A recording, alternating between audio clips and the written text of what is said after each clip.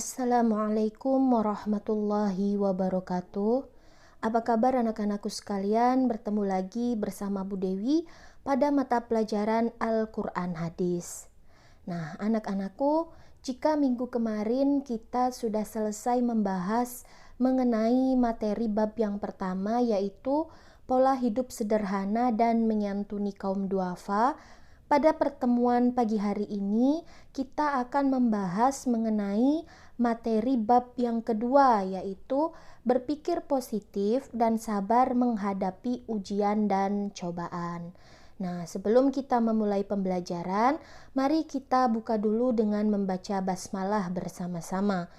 Bismillahirrahmanirrahim. Nah, semoga Allah meridhoi apa yang akan kita lakukan pada hari ini. Nah, adapun peta konsep dari materi bab yang kedua, yaitu yang pertama, mengamalkan pesan ayat dari Quran surat Al-Baqarah ayat 155 sampai dengan 157. Kemudian Quran surat Ali Imran ayat 186.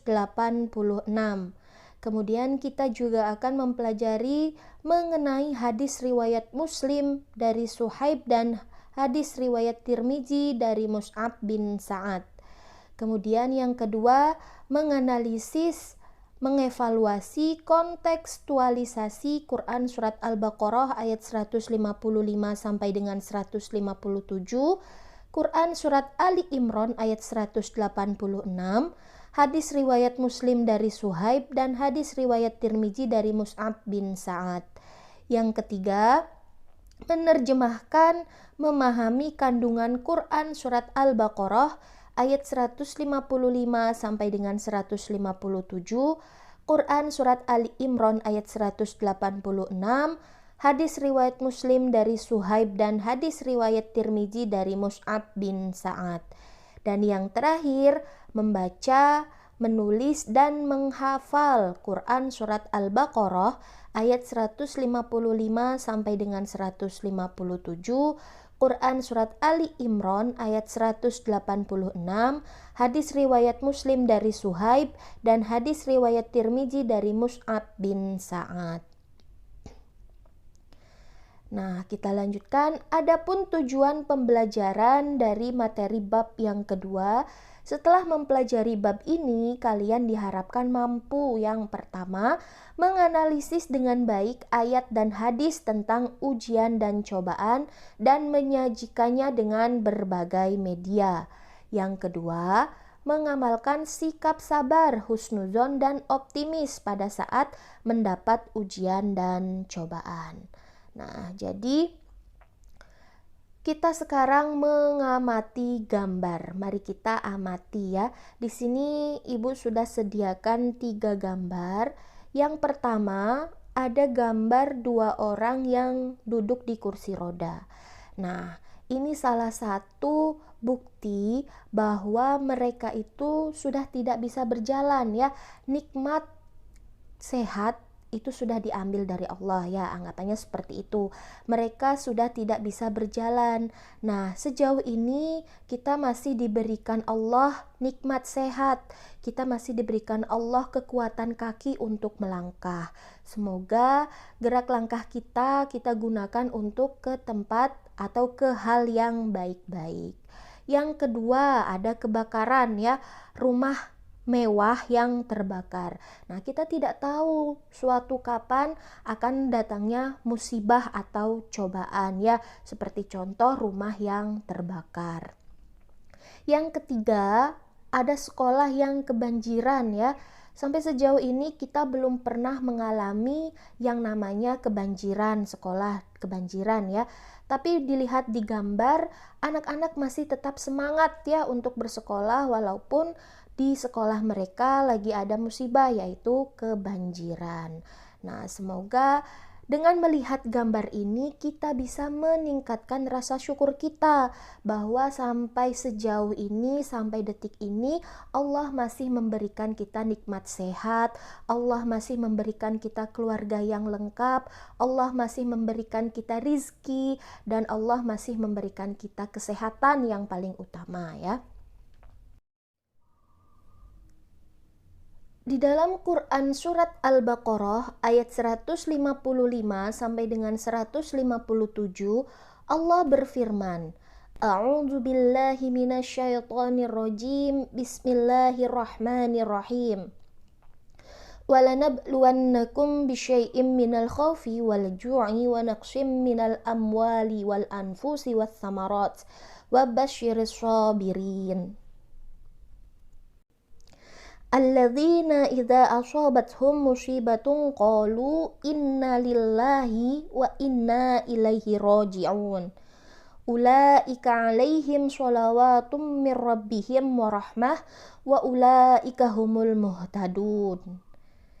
Yang artinya, dan sungguh akan kami berikan cobaan kepadamu dengan sedikit ketakutan, kelaparan, kekurangan harta, jiwa dan buah-buahan, dan berikanlah berita gembira kepada orang-orang yang sabar, yaitu orang-orang yang apabila ditimpa musibah, mereka mengucapkan inna lillahi wa inna ilaihi raji'un.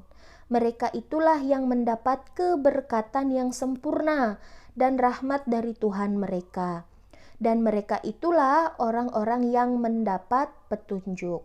Quran surat Al-Baqarah ayat 155 sampai dengan 157. Nah, di sini penjelasan ayat dari Quran surat Al-Baqarah ayat 155 sampai dengan 157. Sesungguhnya Allah akan menguji kaum muslimin dengan berbagai ketakutan, kelaparan, kekurangan harta, jiwa dan buah-buahan atau bahan makanan. Dengan ujian ini kaum muslimin menjadi umat yang kuat mentalnya, umat yang mempunyai keyakinan yang kokoh, jiwa yang tabah dan tahan uji. Nah, perlu diketahui ya, dalam kehidupan kita semua pasti akan diuji. Nah, lantas kenapa kok Allah menguji hambanya? Apakah Allah tidak sayang kepada manusia? Atau Allah menginginkan keburukan kepada manusia? Jawabannya tidak ya. Allah menurunkan ujian dan cobaan bukan karena Allah tidak sayang, bukan karena Allah menginginkan keburukan untuk manusia.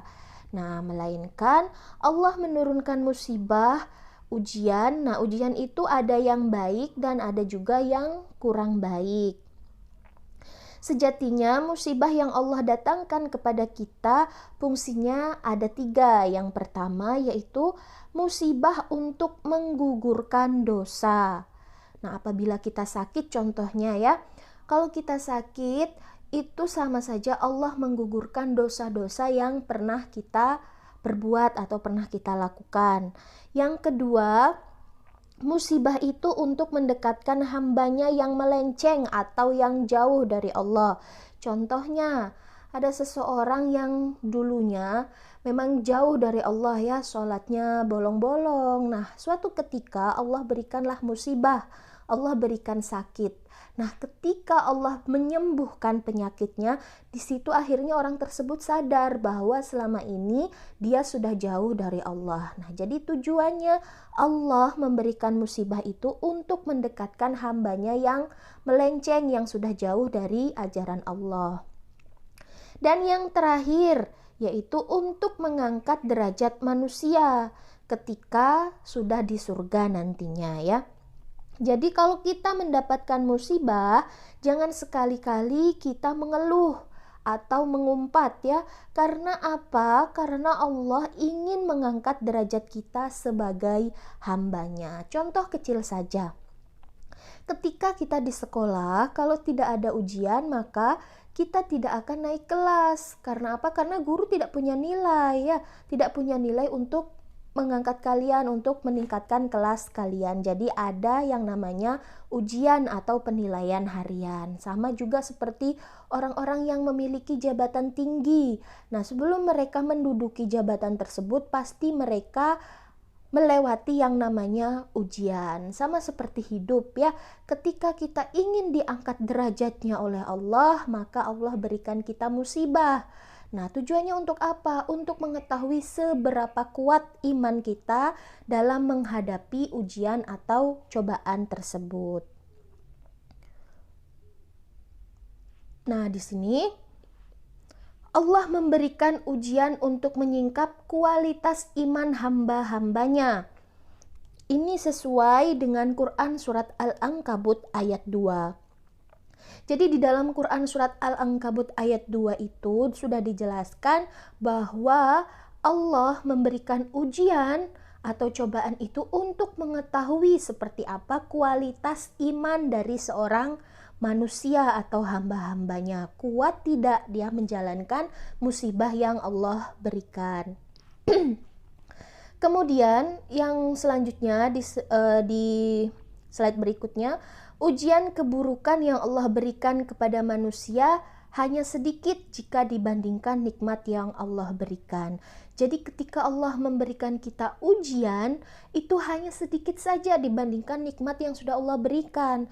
Nah, contohnya nikmat apa saja yang Allah berikan? Sebelum kita meminta, Allah itu sudah memberikan kita nikmat yang luar biasa. Contohnya, panca indera yang lengkap. Nah, Allah memberikan kita panca indera yang lengkap itu sejak di dalam kandungan seorang ibu. Itu kita tidak pernah meminta ya, tapi Allah sudah memberikan kita panca indera yang lengkap. Itu salah satu nikmat Allah yang luar biasa. Tanpa kita minta, Allah sudah memberikan kita nikmat yang luar biasa. Nah, jadi kalau kita diberikan musibah oleh Allah, jangan selalu mengingat musibahnya, tapi ingat juga nikmat yang sudah Allah berikan. Nah, ujian bukan untuk membinasakan kita, tetapi sekedar mengingatkan agar kita kembali ke jalan Allah. Hal ini dijelaskan dalam Quran surat As-Sajdah ayat 22. Nah, jadi Allah memberikan kita musibah itu bukan untuk membinasakan, bukan untuk menghancurkan, tetapi Allah menginginkan agar kita kembali ke jalan Allah, kembali mendekatkan diri kepada Allah, seperti itu ya. Nah, ini bentuk-bentuk ujian ya. Yang pertama al-khauf atau ketakutan. Yang kedua ada al-ju' yaitu kelaparan. Yang ketiga naksul amwal yaitu kehilangan barang ya atau kecopetan bisa jadi. Kemudian yang keempat naksul anfus yaitu kehilangan famili ya, kehilangan orang yang kita sayang, meninggal seperti itu ya. Dan yang terakhir yaitu naksus samarot, kurangnya buah-buahan, bisa jadi karena gagal panen ya. Nah, atau kekurangan bahan makanan. Kita lanjutkan ke yang selanjutnya yaitu Quran surat Ali Imran ayat 186. Allah berfirman, A'udzu billahi minasyaitonir rajim. Bismillahirrahmanirrahim. La tublawunna fi amwalikum wa anfusikum wa la tasma'unna minal ladzina utul kitaba min qablikum wa minal ladzina asyraku adza katsiran wa in tasbiru wa tattaqu fa inna dzalika min azmil umur. Yang artinya, kamu sungguh-sungguh akan diuji terhadap hartamu dan dirimu, dan juga kamu sungguh-sungguh akan mendengar dari orang-orang yang diberi kitab sebelum kamu dan dari orang-orang yang mempersekutukan Allah. Gangguan yang banyak yang menyakitkan hati. Jika kamu bersabar dan bertakwa, maka sesungguhnya yang demikian itu termasuk urusan yang patut diutamakan. Quran surat Ali Imran ayat 186. Nah, ayat ini mengandung pesan tentang kemuliaan orang-orang yang bersabar dalam menghadapi cobaan. Keniscayaan ujian akan diberlakukan pada diri dan harta setiap orang. Ujian pada diri seseorang bisa berupa sakit fisik, kelemahan, pembunuhan, peperangan, atau bentuk ujian fisik yang lainnya. Nah, ujian dalam harta berupa kekurangan, kemelaratan, pencurian, perampokan, dan lain sebagainya. Bisa jadi ujian dan cobaan juga itu melalui orang-orang ahli kitab dan orang musyrik. Ucapan dan sikap mereka bisa jadi membuat ketidaknyamanan kita, bahkan mengganggu keimanan kita. Namun, kepastian balasan bagi yang menghadapi semua itu dengan sikap sabar adalah kedudukan yang baik di sisi Allah. Sebagaimana firman Allah dalam Quran surat Al-Furqan ayat 75 sampai ayat 76 yang berbunyi, Bismillahirrahmanirrahim. Ulaika yuzzaunal ghurfatu bima sabaru wa yulaqqauna fiha tahiyyatan wassalama khalidina fiha hasunat mustaqarra wa muqama, yang artinya mereka itulah orang yang dibalasi dengan martabat yang tinggi dalam surga karena kesabaran mereka, dan mereka disambut dengan penghormatan dan ucapan selamat di dalamnya. Mereka kekal di dalamnya, surga itu sebaik-baik tempat menetap dan tempat kediaman. Quran surat Al-Furqan ayat 75 sampai dengan 76. Nah, mungkin cukup sekian pembahasan kita untuk materi bab yang kedua, yaitu berpikir positif dan sabar dalam menghadapi ujian dan cobaan. Nah, untuk materi yang selanjutnya akan kita bahas pada pertemuan berikutnya. Semoga apa yang kita pelajari hari ini dapat bermanfaat buat kita semua. Saya akhiri, wassalamualaikum warahmatullahi wabarakatuh.